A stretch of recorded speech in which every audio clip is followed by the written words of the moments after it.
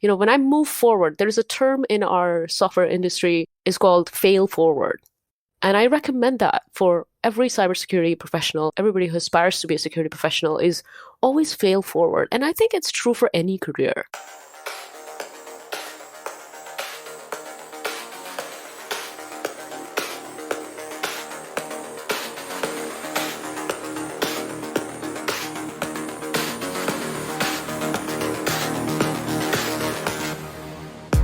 Welcome to Getting Into Infosec. I'm your host, Ayman Elsawah. My guest this week is Kavya Pearlman. Kavya had an interesting career twist. I used to be a hairstylist. Think about it. I was cutting hair for $10 an hour. So it's like, I really need those people to come back to me. And I had to really understand how to relate with people, how to provide them a good, excellent customer service. Customer service is such an asset in our industry, more than many people know, both junior and senior. Just like many of my guests, all of our experiences came together. Every technical, psychological, everything that I had learned in college, plus my previous experiences, they all came together. She also shares some valuable truths. Be okay to be uncomfortable. So many times there are situations when you don't know and Google does not give you the answer. You really have to think and know and dig and really investigate. The force is exceptionally strong with Kavya, though. Her willpower is amazing, as you will hear. If you'd like to support the show, check out my book, gift it to a friend, or leave an awesome review anywhere. Here's an excerpt from the book. Live and breathe information security. Would you trust a chain-smoking doctor who tells you to quit smoking? Would you trust a dentist with bad teeth? Would you hire a school bus driver that has a bad driving record or doesn't wear a seatbelt? Let's cut to the chase. You need to be an example for yourself as well as for others. You need to eat your own dog food. Practice what you preach. Walk the walk.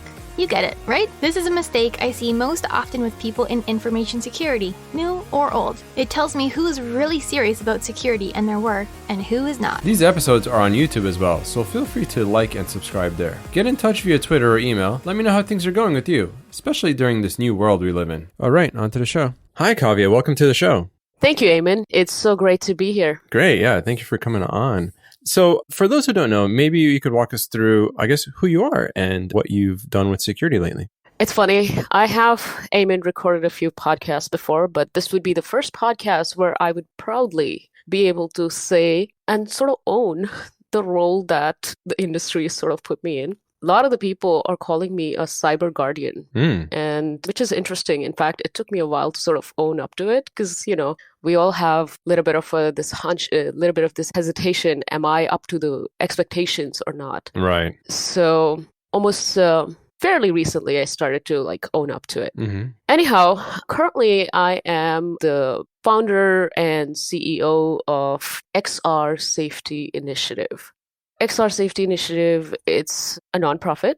It started with an idea that we are moving towards a different type of reality. And XR, as you know, is extended reality. What is extended reality? It's, a combination of various types of simulated, you can say, augmented reality, virtual reality, mixed reality. So XR is the acronym catch-all for AR/VR/MR, right? Exactly. So even though, as an industry, we haven't even come together and admitted to that per some kind of written standards, but that's precisely that's the very minute example of what we are doing is standardizing these terms all the way to standardizing privacy, security, and ethical aspects in these type of environments. So, if I were to put in a sentence, XR Safety Initiative's goal and the mission is to help build safe virtual environments. Okay. Because, we are moving to this, extended reality. We are inevitably going to be utilizing some sort of interface, whether it is contact lens. At the moment, we are in the era of putting these head-mounted displays, HMD goggles to experience these alternate realities. Mm-hmm. But at some point, we are kind of moved to the direction where these interfaces are quite seamless, even though they may still be HMDs, but they would be seamless. And the question we've got to ask is, are we going to wait for all the way to that point to start thinking about security, privacy, and ethical issues? We can't afford to wait until then. We have to start now to think about the negative, the unintended consequences of what could go wrong in these type of environments? And then right now, as we are building these technologies, the software, the overall development, the, code of conduct, the impact overall on us as emotional or social human being, all of these aspects have to be thought through. And that's kind of what my mission is at the moment, is to be able to guard against these unintended consequences wherever they come from. And what are some of these examples? So there are several examples. Let me give you a little bit of each segment's example. So if you talk about information security, we should think about the kind of data that these devices or the companies or the platforms are collecting. So, we are experiencing reality through this digitally coded environment. Either they are overlaid on our existing reality, which is augmented reality, or they are completely digitally created artificial environment, which is VR. So whenever you dive into this environment, whenever you're experiencing it, you are inevitably giving out data about, sometimes you're giving away voice data, you are putting sort of your behavioral data, the way you walk, the way you gaze on some things, the way you pose, of course, biometrics data. And, these devices are now moving on to tracking your eyes and all of this. So, of course, that is also a concern, is be able to track how you perceive things. And I mean, just about yesterday, Google had rolled out a particular project where they are going to place a particular cube that, if you're in a VR environment, AR environment, if you gaze at that cube, it will open up and it will play a YouTube video. Oh. And think about that. So if I'm an organization already had some of these, data related issues where companies are collecting massive amount of data, they share it with third parties. And then what happens is these third parties misuse that data. So these kinds of issues, we have to identify them early on, because what happens when big tech or even a small company has, this gaze data, they can potentially manipulate you into looking at something that you may not want to, or persuading you. Think about, hey, I want to push now Pepsi commercial. Like all these ads could be placed in these virtual environments. And then we go on to the issue of privacy. Is we have these consent in these platforms, which is social platforms these days. We don't have the ideal version of social VR quite yet, but we're getting there. So when these social media companies or these social platforms move to VR, move to AR, we're going to have the same issues. We're going to have the same companies or similar people taking that data to persuade us to, hey, now buy Pepsi or now buy this thing. And they're going to use it against us. So those are things that I think about. And then there is the ethical aspect of XR, which is, in fact, I'll take an example for this. When I was working at my previous organization, which is Linden Lab, and those of you who don't know Linden Lab, it's known for its oldest virtual world called Second Life. Second Life started about 16 years ago, and they've had tremendous amount of experience in terms of virtual currencies, all of that. In 2017, they started their VR portfolio called CNSR. I was absolutely interested. I used to spend a lot of time in that environment. One of these days, I encountered abuse. So somebody actually just literally yelled at me and screamed at me and used all sorts of swear words. Oh, wow. And I was really taken aback. That was like very early on, the first time that I experienced abuse in virtual reality. And it just ticked me because, for whatever reason, my childhood was not like the ideal childhood, and it triggered a lot of trauma sort of thing, which I didn't even realize. Like, for 3 days after that, in fact, probably more, I did not step into VR. Oh, wow. And it occurred to me, I'm like, wow, if this is what's happening to me, there are people, I mean, we are all human beings. We have various experiences, various past experiences, trauma. So then I started to think that, okay, well, this technology has positive impact, but it also has a negative impact, and especially in the social settings. So the way human beings behave with each other, they could yell at each other, they could harass each other, they could bully each other. These are like some of the ethical aspects that would inevitably come into these environments, and we have to be ready for it. It's like all the garbage of the internet in words now translated to VR. Exactly. Wow. It really isn't too far away from the real world. When you talk about the impact on our brain, whether it may seem like it or not, the impact is literally same as experiencing something in real life. Okay. Wow. That's pretty heavy. So yeah, I guess, when you have private VR developers, do you have the same like biases as, because there's a lot of news about like game developers and they have biases and the companies and et cetera. Does that exist in the VR space? And does that come under, trust and privacy? I think so. Oh, it absolutely does. In fact, one other story I want to tell is I was at Augmented World Expo and I wanted to try different VR experiences. Everybody is showcasing. So I dived into this one. It was an environment, it was a prototype. Somebody created a sort of a baby. So you put on a headset, you're transformed into an environment where you're actually a little child. And the child is literally crawling. And obviously, these game developers aren't thinking about what if somebody really had a bad childhood. And honestly, it freaked me out. I was like, what is this? Why am I a baby? And he told me that for some people, it's great. They love it. For me, I could not stay in that environment for more than 30 seconds. I was like, get me out of here. Mm-hmm. However, then I asked the person, I was like, what about the ethical implications? What about the long-term impact of these environments? What about any disclaimer that you're about to become a child and experience your surroundings as a little 6-month-old baby? And he's like, those are good points. And as independent developers, he was a, Caucasian dude, he was like, I never thought about it. So then we come into this other aspect of having diverse voices and experiences. Those are the things that are going to allow us to look at these technology development differently and allow us to incorporate these unintended consequences and go about it that way. So, if somebody with a negative experience in the childhood comes into this, they at least have a disclaimer and they're not like completely surprised. Or what if it's a horror movie or horror environment? What if I don't want to see that? So those type of disclaimers and, sort of a informed consent is something already lacking in our existing platforms. Yeah. Where, you just check a box, you accept the TOS, you accept the privacy policy, and you just dive right in. Whatever happens with the data, whatever happens, somebody tracking you, your gaze or your heat map for the different screens, all of that is something you don't even think about. Mm-hmm. Interesting. So let's shift gears for a second and talk about how you came into Infosec. I think your path into Infosec is very interesting. I've heard it before, but maybe in your own words, describe to us what you did before Infosec and how you got into the field.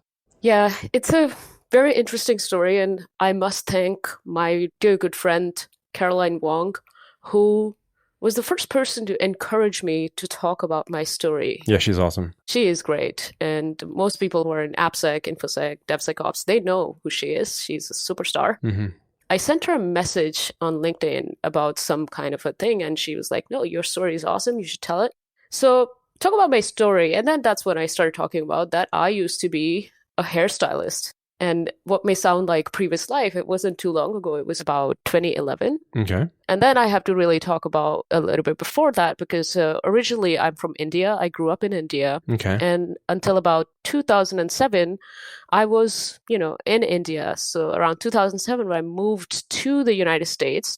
And I had a bachelor's in computer application degree. Okay. And I had done a little bit of troubleshooting type of, tech support for Microsoft HP back in India. So you did have a career in technology, or you started off your first career, I guess. Yeah, I wouldn't actually call it career. Uh-huh. So let's put it this way. I did my BCA, which is Bachelor's in Computer Application. Okay. I was always curious about technologies. Mm-hmm. But then when it came to getting a job, I just couldn't find a tech job. Mm. So I ended up working for different call centers, various odd jobs. And, another reality back then growing up in India was that my English wasn't all that great. Okay. I couldn't even have a conversation with you in English. So it took me a while to get to a sort of corporate level standard, be able to work in a tech environment. Okay. I finally ended up doing that for like last 6 months in India in 2007. Mm-hmm. But then I moved to the United States and I was like, you know what?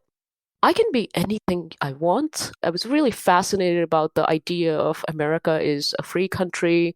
You can have any religion. You can be anything that you want. You can pursue whatever dreams you want. So I felt really empowered. And I was like, you know what? I'm just going to be a hairstylist. Yeah. In fact, at that time, I felt like, oh, that's my passion. Like I want to be some creative or something. Right. That's great. That's great. Yeah. So I ended up, getting cosmetology license and pretty much for about 4 to 5 years, that's exactly what I was doing. I was just cutting hair. And I started out at a really upscale salon, but I ended up doing like a $10 an hour for 25 hours a week type of work. Very simple life, just enjoying my life, a lot of hanging around, learning the culture. It was great. Right. It actually really helped me, coming from a different country. This culture can be overwhelming, and this was a perfect job to be able to interface with all sorts of walks of life, stories from different people. It was like a perfect setup to give me that primer into this new culture. Yeah, that makes sense. Yep. So how did I get into Infosec? Well, that's kind of where the Infosec door opened, where one day I was cutting hair for this gentleman. He told me he was a security analyst at a bank. And I was like, interesting. I thought he's like really, really smart guy. So we ended up talking. And then when he's leaving, he's like, hey, you sound really interesting. Here's a book for you. It's called Cyber War by Richard Clarke. Oh, okay. That's awesome. And I mean, you would think like, what is a hairstylist got to do with cyber war? But that's how the conversation ended. I went home, downloaded the PDF, found it interesting. I bought the whole book. And then I think within like a matter of a week, I knew that I just want to be a cybersecurity officer. It was so clear to me on that day that that's what I want to be. So I obviously made effort to be able to get there. And in 2011, there weren't that many resources. There were no Coffee with Eamon, where people could listen to stories and figure out like what is a hairstylist supposed to do, or a nurse, or anybody, who's like without a tech background. Right. We didn't have these things. We didn't have that many YouTube videos where people were like, hey, I used to be this, and then I got into Infosec. That's right. But we did have Google. So I Googled like top 10 cybersecurity colleges, and one happened to be in Chicago, where I was at that time. And ended up doing my master's in network security. And that sort of put me on the right track to be able to pursue this career. That's awesome. And mind you, I actually went to one other college, and I'm not going to name it, but the very first conversation these guys started to have with me is like, oh, wow, that's great. How much money are you going to make? This much money, money, money. And I was like, so put off. I was like, no, it's not about money. Right. I really just want to learn. Tell me how competent you are. What kind of knowledge am I going to gain? And so the next school that I went to, DePaul University, and they had this, they were like the NSA Cyber Excellence Program registered or something, right? Which is a very good honor. So that happened to be the place that I wanted to, be at for the sake of knowledge. That's awesome. Yeah. And did you always have a knack for security? I mean, obviously this person that recommended the book knows that you're a reader, that you're a curious person, but, were you doing security stuff, like even in your own personal IT? So the truth is, not really. But the one thing that I had, which if I reflect back into my life now, right, is ethics. Okay, there you go. Even as a child. It's always something. It's something, right? Yeah. It was like and this is the first time I'm even mentioning this on a public sort of avenue. It was like a deeply hidden dream. As a really, really young child, if somebody asked me, hey, beta, what would you become when you grow up? I would tell them I would be a D.I.G. And what that was is in India, there is something called as Deputy Inspector General. Oh, okay. I had seen a TV show. Nice. So in this TV show, this lady, she was in, all this uniform, and she was a Deputy Inspector General. And she was, taking out the bad guys in India and bringing people to justice. So that just impression stayed in my head. But when I became a cosmetologist, I was like, oh, that ship has sailed. I see. So with that sort of mindset, when I'm reading this cyber war, I was like, oh my gosh, this is it. I'm going to live my dream. Yeah. Yep, exactly. It brought it back. So that sort of ethical balance, the compass guided me. But at the same time, cyber war, if you read, it tells you that in future, we're going to literally fight war, which we are now. At the front of like information warfare, not just hints at, it literally tells you. And the book was pre-Stuxnet. Stuxnet is one of those viruses that, really changed the game of cyber warfare. Yeah. So this is pre-Stuxnet. When I read that, I was like, oh, wow. I think this country is going to need me. This world is going to need me. I don't know if you believe it, but that's how compelling this cause was for me.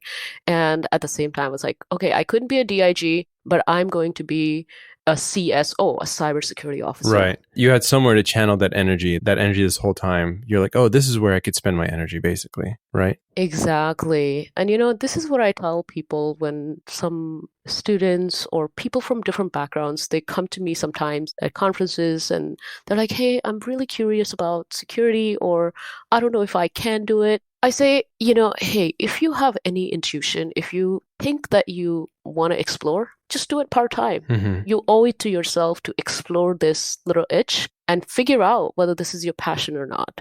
And that's the important piece, is to discover that sort of a spark and fuel. Right. And if you discover that, the conversation shouldn't start from money, but yeah, money is not a problem in our industry if you have the zeal for it, if you're a problem solver. Right. And then you would absolutely never be bored. You'll do good work. Mm-hmm. And it's such a needed, this is the work that we really absolutely need as humanity. We're diving into all these fascinating artificial intelligence, distributed ledger technology. We're talking about XR, all of these technologies are opening up these new doorways to cybersecurities. Yeah. Uncharted territories that we must investigate. Yeah. Yeah. So let's talk a little also about your childhood. Walk us through, so you mentioned the D.I.G. I guess that you're probably watching some sort of Law and Order equivalent in India. Yep. Were you exposed to technology when you were younger? Like any other technical influences when you were younger? There are actually quite a few instances that I remember. If anything broke in our house, and I have two brothers, but I would be the person to be called upon to fix those things. Nice. And things would break often. We're talking about, back in the days. So if an iron broke, I'm like, okay, here's a screwdriver. Let's fix this. Oh, great. If there is a loose connection, electric, all of this. And just about, I think it's high school.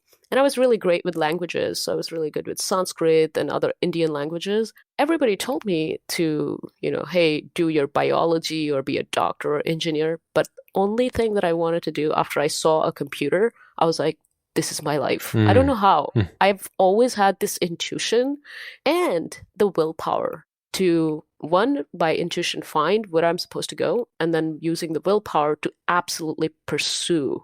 So I absolutely threw a tantrum to my parents, who didn't know what the hell is computer science, and they were like, well, what does this girl want? Right. But I was like, no, Mom, if I'm going to study any further, this is what I want to do. So I ended up, taking computer science as major and, just learning technology. So I think I was always interested in this sort of technological aspects. Nice. I think you hit on the head there is about persistence and, like say, for example, you're trying to fix an iron, right? So you have the hacker mindset. You're like, I can fix this. But, you're not going to always get on the first try, I'm sure, right? Yeah. So having the hacker mindset to persist and fix and, kind of go through it, right? Exactly. In fact, it came up quite often. So imagine, you've completely sort of gotten away from IT or computer science and then moved into hairstyling for about 4 or 5 years. That's all I did. So when I went back to master's in network security, you're talking about reading packets off the wire, doing port scans, packet tracing, building, signatures for intrusion detection systems and all that. This was very complicated. This was very tough. In fact, in so many of my first 6 months, or probably almost a year, so many of my classes, I just sat there and I thought to myself, I'm like, oh my God, am I ever going to be able to understand it to the point that I could actually be a cybersecurity officer? What was that feeling? Oh, it's very uncomfortable. It's very uncomfortable, especially if you are a person who believes and wants to excel at something. So if you always have been like somebody who's like good at stuff, it's a kind of feeling that we all get when you have like a new job, right? Feel like a fish without the water. Even though you may know a lot of it, but you're still going to have this sort of uncomfortable territory where you're like, oh my gosh, I don't know if I would be able to do this. It's a little bit of a self-doubt. Did you ever feel like giving up? No. Okay. Yeah, I don't know, but I have always been a person who, when I move forward, there's a term in our software industry, it's called fail forward. Okay. And I recommend that for every cybersecurity professional, everybody who aspires to be a security professional, is always fail forward. And I think it's true for any career, is fail forward. Sure enough, some things may not work out, but just persist and see it to the end. Like, make sure that you have already completed that course. Don't give up in the middle. Because you would always wonder, what if I had taken it to the end? Maybe I would have succeeded. Right. So those were uncomfortable times, classes that I sat through, and I was like, oh my God, it doesn't make sense. It doesn't make sense. But then one day, one day. There was one class that I took, and it was talking about convergence of IT and security. My amazing professor, Steve Hunt, who is, by the way, now an advisor for XR Safety Initiative. How cool. Oh, cool. Nice. Yeah, so he was teaching this convergence class, and a light bulb just went into my head. And I was like, wow, every technical, psychological, everything that I had learned in college, plus my previous experiences, they all came together. Oh, wow. And I really understand how these dots connect, how we're supposed to think about cybersecurity and this other ethical privacy, all of these aspects. It was just amazing to really, that was the class. And it happened almost after like a year and a half later. Oh, interesting. After I started college. So it takes time. It takes time, but you'll get there. Yeah, that's so wonderful. And now a message from our sponsor. Are you experiencing malware and bugs in your data center? Seeing payload droppings on your servers and equipment? Oftentimes, these bugs are in your walls and hard to reach places on your servers. We have a solution for you. Introducing the Cybersecurity Fogger. Simply place your fogger every 2,000 square feet, pull the trigger, and run. Our patented AI-powered nanotechnology mist will get to those hard-to-reach areas and squash those bugs instantly. No more exfiltration or keyboard logging. It will even remove any bugs on your communication lines too. Not safe for admins and interns. And so, after you finish the program, walk us through the interview process. And, was it difficult? Was it easy? Some challenges that you might have went through and things that maybe would have made it go faster, if you on hindsight for that first job. For sure. And, this is another point of advice for anyone who's trying to come back to IT kind of career or security career, or who's trying to just first time take on this career, is you have to really try to connect the dots back to technology.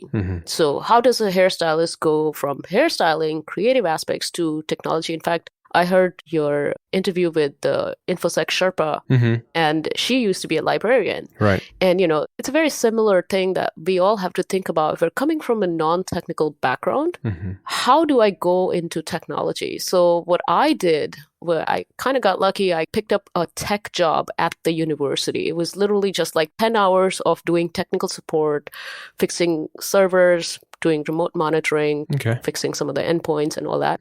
So that was the interface that connected me back to tech. And then once I finished my grad school, then I was able to do some network analyst and security analyst type of work. And the interview, let me tell you, that my first interview when I went for that technical support job, I basically prepared for the interview, searching all of the stuff they could possibly ask me. Because, you forget things. I Googled, what is an IP address? I was ashamed to do that, but I was like, you know what? I've forgotten all these concepts. And I prepared for this interview, and it was very uncomfortable to admit that I don't know all this. But take that leap and research, learn. And I think interview process can be challenging, but if you prepare, if you know that who you're speaking with, if you know the level of complex questions they may ask, there's always a chance, and you have to go for it. One of the interviews, which was the critical interview, was security operations center, SOC analyst interview. And thankfully, by that time, I had learned enough basic skills from college. And I've had a little bit of an experience doing network analyst type of work, some tech support, and that sort of paved the path. But let me tell you, I had to give at least a few interviews, which means I had to face a bit of a failure at least 4 or 5 times, which is normal, Right. Sometimes people get really disheartened when they fail like the big interview. And I've got friends who literally call me and are very sad because they failed this Facebook or Google or this other interview or they couldn't get an internship, and it's their first time. And I'm like, that's great news. That means you're like one step farther or one step forward. Closer. Yeah, closer to whatever you want to achieve. And that's the way we have to look at all this, is failures. Sometimes, when you are actually in the game, you will inevitably make sometimes bad decisions. Failures will happen. Your technical competencies are not always going to be right. But again, as I say, you have to fail forward. And the 4 years and plus of hairstyling, I mean, that's like excellent customer service, right? You have to learn good customer service to be a good hairstylist. And so how does that apply now to your career in information security?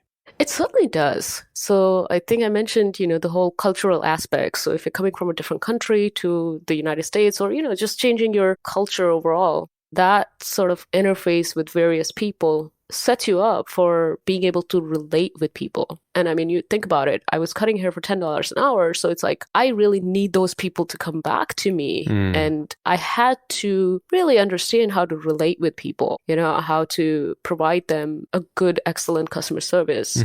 And those aspects are always going to stay with you because that's part of the job. And these are the things that come handy in customer service. So now that I'm, at times when we have to speak to the board to give bad news, Right. or you have to relate with software engineers, you have to relate with different managers, managerial type of roles, all of that helps you navigate these things, helps you with the human aspect of information security, cybersecurity.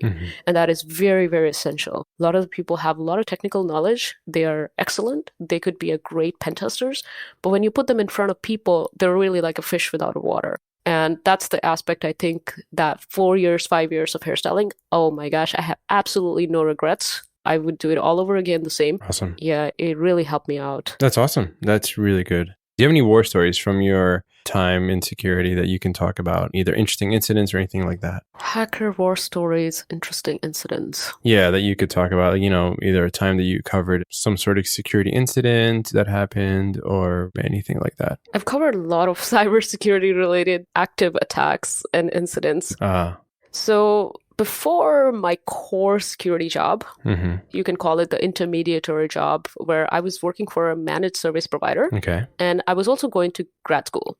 And this is something that could happen to a lot of people, where your core job is not really security, but it's technology. You could be an IT admin. You could be somebody just, coding in the part-time or something. But around this time, I was working for an MSP, and one of their clients had a denial of service attack, like a DDoS. Yeah. And since I was going through my grad school, I was like, hey, you know what? This is an incident. And, 2012 or something, they didn't really care. I was like, no, we need to write this incident report. And while my bosses really didn't care or understand, right, I collected 2 of the tech support folks and I started to write that incident report, and nobody cared. But I really just, on my own, wanted to standardize these things for this managed service provider who didn't really focus on the aspect of security at that time. My job wasn't it. But wherever possible, I think that's probably the passion part. It came across as that I wanted to standardize these things, instill security wherever I was, even though it was not a core security job. Right. And so ended up, sort of investigating where the traffic was coming from. Okay, at that time, I'd recently learned about black holing a traffic. So we further investigated together. It's like, okay, what can we do? Oh, we already actually mitigated that. And, technical support is essentially security. Front lines. Exactly. Yeah. You're trying to protect the confidentiality, integrity, and availability. So I had to just tell those guys, I'm like, hey, this is a security incident. We are trying to protect availability here. And they're just looking at me like, this girl is crazy. He's like, hey, our job is done. Go home. And I'm like, no, let's prepare an incident report. And I don't think anybody even read that. But then it gave me some satisfaction that, this is awesome. I can actually take what I'm learning and apply it to the job. No, you don't need security in your title to do security. Exactly. Yeah, that's awesome. That's really good. So with XRSI, it's a nonprofit, I'm assuming. And, how can people help you in this initiative? Yeah, since it is a nonprofit, we absolutely need a lot of help. And one thing that you just said, that in order to do security, you don't have to have security in your title. But that's the other truth about cybersecurity, information security. It's not just the security work. There is a lot of other aspects, the dots that have to be connected in order to deliver that core objective. So, we need to fundraise. We need to be able to interface with organizations that are international and that are in the same type of environment, because we don't want to have to respin the same or reinvent the wheel kind of thing. Right. So we want to utilize their resources. So, currently we're talking with organizations like National Cybersecurity Alliance, Stop, Think, Connect type of campaigns. So when we're trying to connect these dots, we obviously need people. I'm just alone, and then we have few advisors, but then we need people to be able to reach out. There's so many different spectrum of skill set, and just overall a diverse input from, I could think about technology one way. I absolutely need other perspectives to contribute to it. Yeah. And, with that same mindset, Abe, Regine, those are the other co-founders of XRSI, we've tried to put together a really amazing team, but we still need more people to contribute. And the people are really excited. They're coming together actually because one, they want to learn about emerging technologies and, all these immersive environments. The second thing is it really gives you great experience. And to just be around these awesome set of people, it will help you think differently. It will help you think security, privacy. So there are a lot of good benefits that you can gain out of working for us. Yeah, I think there's a lot of work to be done here. And with any emerging technology, it's going to take a lot of wrangling and getting kind of the vendors all on board. And I mean, just like anything in security, it's good to get ahead of it early than late, right? Exactly. And, one of the projects that we're currently working on is this XRDCF project. It is XR Data Classification Framework. And that's like the easiest thing anybody can do right now is every Thursday we meet up and we talk about how should we classify this type of data. Now, everybody talks about gaze data, pose data, biometrics data. What does that look like at the database level? What kind of encryption should be put on it? If you are destroying the data within, like if it's an ephemeral data, do you really need an encryption? Like all these kind of questions we're trying to solve. And every Thursday we meet these people. You could be a software developer. You could be, some people are literally just no technical background, but they dial in just to sort of listen into and learn how we are approaching these problems. And that's like the easiest one. And then you could actively contribute to be such as, one of my mentee, Emily. She reached out and she's like, hey, I really want to contribute. And she's helping me interface with external partnerships, all the way to EU Commission. Sometimes when we have to talk to these people, she can help set up some of these calls, be the frontliner to like open up doors and then bring me in to have the core conversation. So, those are all kinds of things that people can work on and pick up on the security mindset, eventually build up to become the core security person. That's awesome. That's really good. Any parting advice for those out there looking to get into the field? Oh, yes. And I think I would go back to and refer to my previous experiences. And first of all, believe in yourself. And that's not just for information security. If you want to pursue anything, people want to pursue music, art, anything, you have to believe in yourself. Even before information security, I wanted to do cosmetology. If I hadn't pursued that, I probably wouldn't have arrived at the moment of reading Cyber War. So, just go with your gut, believe in yourself. Anything is possible. So lately, since about 2016, 17, I've had the honor and the privilege to receive several awards. So what I say is what you do in private and quietly and put your mind to, put your hard work to, people would then recognize you in public for it. And that's why, I've gotten several awards for my work. That is sort of a testament to, I persisted, I pursued. Right. I didn't care about, hey, am I talented enough to do security? This field is more about skills. You will become talented eventually, but it's really about acquiring the soft skills, the technical skills. So pursue this field and persist and keep going, and you will be able to be successful, I guarantee you. And one other thing we have to think about when you're going into this change is inevitable in this field, which you can perceive twofold. You can think, oh my gosh, no matter how much I learn, it's always going to change. But that could be a good thing. You'll never be bored. You'll always be learning new things, solving new problems. Yeah. That challenging aspect, it should be a driving force. It should be like, hey, I can do this. And be okay to be uncomfortable. So many times there are situations when you don't know and Google does not give you the answer. Right. You really have to think and know and dig and really investigate. So it's okay. It's okay to be uncomfortable for a while and then you'll persist. You'll get to the comfort zone. So some of my advice is, just don't give up. Yeah. No matter what you do, is you have to persist, you have to continue, you have to learn, you have to just keep at it. Right. That's awesome. Great wise words from yourself. So Kavya, thank you so much for sharing your time today. And I think people will really benefit from your episode. Thank you, Eamon. And this is good. I really appreciate what you're doing here as well, is especially someone who had to transition to a IT security career, we really need these stories to be out there, because sometimes people think that, oh yeah, these people must be these awesome, very, very intelligent, Right. or always in security, or grew up with this computer science mindset, hacker mindset. Right. No, we're all just different, diverse, normal people who came from a lot of different places, but then ended up in security. And so these stories are really important. I'm really glad that you were taking the time to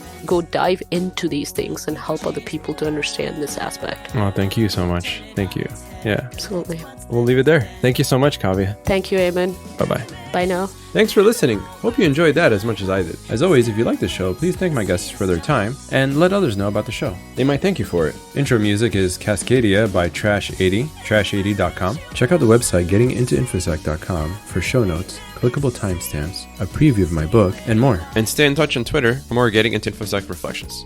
Every week, I let my guests pick their outro music. This week, it's The Little Robot by Forget the Whale. See you next time. In a picture, I'm stuck in a picture of happy families. They never get injured. All my lines are taken from a script, bereft of a meaning. And all my friends are actors on a set, waiting for screening. Following the stars, we project into the sky, meeting our absurdities with a practiced smile. We could change the world,